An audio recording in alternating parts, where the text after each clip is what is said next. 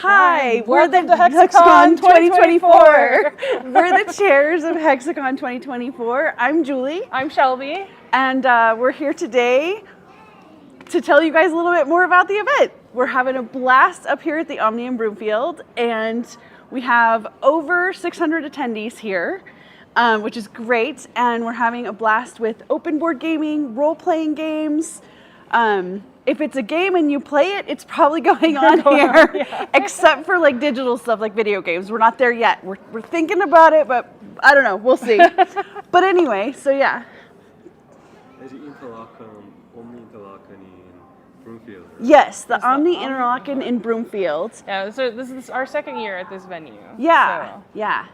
So what kind of event do you guys have? What kind of room and what you guys are ready for that? So right now we have a lot of different things that we have going on. We have role-playing games. That's our biggest thing this year. We had so many people reach out to us and say we want to host different role-playing games. So we gave them some huge spaces. We have, 16 tables going on for RPGs. But our biggest draw is we have this huge open gaming space. People can come in with their families. They can choose a game from our library, check it out, get to go play it, bring it back, and try something else. And then with our vendors being here, if they find something in our library that they're like, oh, this is amazing, I really want to play this again, our vendors might have it on the floor and they can go buy it. And everybody just has a blast. We also have a play-to-win section with hosted by Envoy. Envoy brings in Build for an RPG, just all sorts of activities. We like even that. had one. We had one this year that was about using AI in your gaming, which is something really new, innovative in the community. So, yeah. Really So we cool have a things. lot of really cool things. We also have a prototype room as well. That's where people can come in and they can kind of play test their games. So they sit down with a group of people and then they sit at the table and they teach their game, and maybe their game isn't in full ready to go, or maybe it is and it's new to the market, like brand new, or maybe it's a small company that is, a mom and pop type shop where they're getting ready to produce a game, but they don't know if it's going to do well, so they want feedback. So we have that room going on as well that has stuff. We also have some minis gaming going on this weekend as well, miniatures out there with massive buildings and all sorts of things on the table with wars and armies and light up. Yeah. So we have that going on as well. So we had LARPers last year, which is live action role playing. So people come in full costume and they do combat. That didn't really happen this year. The weather wasn't really permitting, but that's normally a thing that we have at the event. Yeah. What else am I missing? Oh, train games. We do train games. Yeah, we do. So we have a whole group of people from the Denver area that come in and they play games that have to do with trains. And I didn't realize it was such a big thing until I learned about it a couple years ago. So we invite them to come along. Yeah, we actually have a Denver conductor that comes up and runs the whole room for us and runs all the games all weekend. And you can actually earn points for a national train game ranking, association, and it's a really big deal. So so we usually have that going on. They couldn't make it this year because of weather. Yeah, the weather really hasn't been nice this year. But we do this every year, weather permitting. And it's always Martin huge. Luther King Jr. weekend, always. We're talking about adding some more events, maybe smaller, like one-day things. But right now, and there's been some feedback about like card games and things. They want to bring new stuff into our event, which is great. We're always open for, hey, let's try a new thing this next year. Yeah. So who knows? Maybe 2025 we'll have some crazy stuff. Yeah, we'll have to see. So. Do you guys need any help from the city or the state? Because it's non-profit organization. Right, we are a nonprofit. We don't really get any grants for this event or anything like that. All of our all of our profits that we make from selling tickets and selling space in our vendor hall goes towards paying the hotel, and then anything that's left over at the end goes right into making the next event the next year. Julie and I are volunteers. Everybody on our staff is volunteers. We don't get paid to do this. No one gets we paid. We do this out of the like love in our hearts, the passion for gaming. We just want to bring our community together and get to do fun things. Yeah. You know, and have a great weekend. So What kind of help do you guys need? what do we need? So we definitely are looking for maybe somebody to help us with our vendor room for like the weekend. We're also looking for somebody maybe in charge of the game room like as a whole, maybe putting on different events for us in the future. Even, for example, we would like to do a Catan tournament next year. That's kind of in the works. But obviously we need people to kind of take over and kind of run those events while we're running the con. We can always use more manpower, but other things that we could use, like as an organization, technology is a big thing. Like we've put a lot of our funds from other events and other things into new technology, but technology gets out of date so fast. And so that's definitely something that we could use more help on is getting those grants for like technology or donations for technology. Obviously, because we are in the gaming community, we're also interested always in taking donations, people that want to sponsor different parts of the event, or, you know, we're always looking for that sort of thing. I don't know, anything else that you can think of, Julie? Honestly, like even more people to run games for the weekend. So even like if you wanted to come and you have a favorite game that you want to play, bring it and teach it to others just for a session. We love having people do that. If you actually volunteer to teach games from anywhere to 10 to 12 hours for the whole weekend, you actually get a free badge. So that's kind of our incentive to help people want to run games, as well as help those that maybe can't afford it. We want to make sure that we give them a way to be able to come in and do the thing, even if you can't necessarily afford to do it. Pay with some quote unquote time, right? Like time with, hopefully with what you enjoy doing, and then be able to put on more events just at a table. I mean, it's not like you're teaching the whole room, but we're open to any of that. We would love to get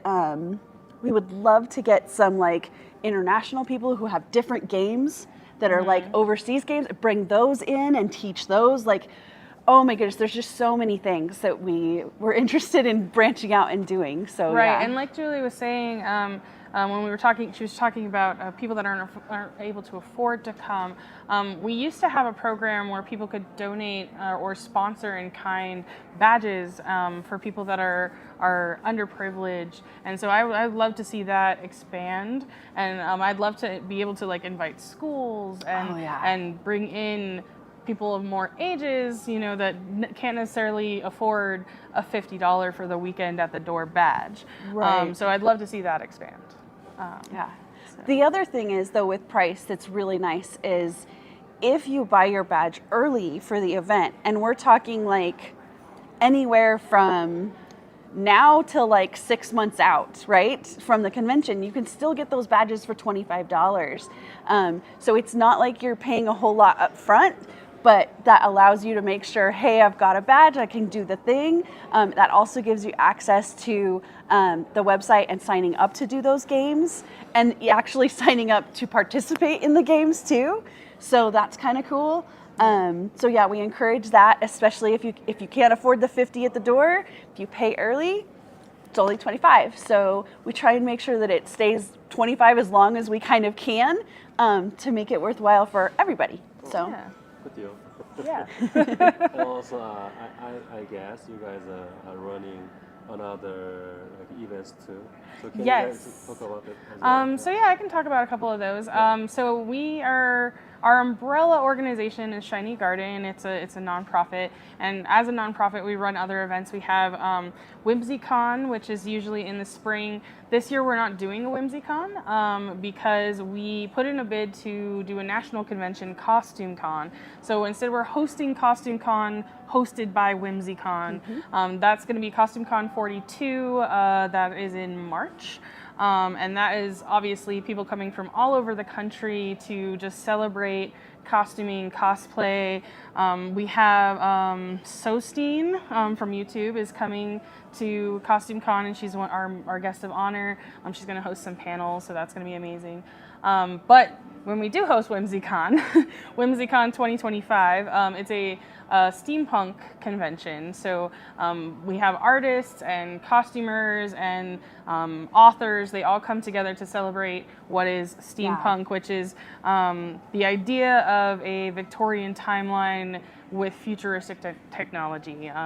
So that, like I said, won't be in the works again until 2025. But we are coming up with ideas for new events, and that's something that our organization has been talking about. We're thinking about having smaller one-day events, things like we want to host a winter craft festival, or we want to host a Yule Ball or something like that. Right. So we've got a lot of things in the works. So check us out. But those are our main three right now: is Hexacon, WhimsyCon, and CostumeCon presented by WhimsyCon. So for the CostumeCon, where are you guys going to thinking about? Like which hotel? That one is the Hyatt. The Hyatt Regency in Aurora. In Aurora, yes. CostumeCon is a much bigger event, the biggest event we've ever done. So when we won the bid for it, it kind of like comes with its own expectations and its own it brings in its own funds and fan base. So it's not entirely like just our organization. We take previous ideas and previous things that they expect, but then we put our own spin on it. Because it's CostumeCon 42, we're making the theme be the Heart of Gold, which is a nod to Hitchhiker's Guide to the Galaxy. So there will be some themed things. Yeah. There's a towel contest where you have to make something out of towels, which that's another Hitchhiker's Guide nod. We were talking about doing a vacuum competition. I don't know if that's still a thing. But there's also other parts to it too. We do have an art show as well as kind of an art competition. There's also going to be there's also going to be a quilt competition and a doll competition. What are the other? I can't remember what the other ones are. There's a lot of static competitions that are going on. We have a whole team that are just on the competitions for that. But then the biggest thing, obviously, is the Costume Masquerade, where everybody comes and there's like a costume contest. So we're really looking forward to that because people go all out. We have Future Fashion Folio, which is where we put out a pattern and people take that and modify it into something completely different. So yeah, we have lots of cool things happening at CostumeCon. We also have a lot of historical costuming that goes on, where not only is the costume that is made in historical fabrics, for example, but also with historical ways of doing it. So for example, a lot of handmade dresses and hand-stitched things, hand-done embroidery, things like that really show off, I guess, the talent behind some of the costuming that goes on. And it really can shine because obviously when you're making something just by hand, it really shows the skill behind it. In just a completely different way than you kind of think of costuming. So there's a lot that goes on and into costumes at the event that it's beautiful. Really awesome. Yeah. I mean, I used to sew, but I'm not that great at sewing. So just seeing some of the beautiful work that comes from the community is awesome. Yeah. So yeah, that's CostumeCon, and we're excited. Yeah, for that. we are. So yeah, 2 months away, very short time between now and then Hexacon and CostumeCon, but that's okay. Yeah, we're ready for it. Okay, let's closing. So closing map, please. Like, something you want to talk about. Closing. In closing, I would say Shiny Garden is an organization that really promotes diversity and inclusion, and wants to be a part of the community as a whole, and definitely not one where it's just for a certain type of person. So when you come to our event, it is not just the normal gamer that comes, it's everybody that shows up, which is great. And it's such a safe space for everybody, every walk of life. That's kind of what we're trying to do here.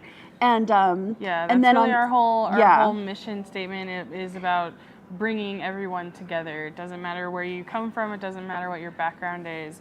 Everybody can come together and enjoy these things together, and that's really kind of our goal and everything. And that's kind of, I guess, what sums up the organization as a whole, as well as the events.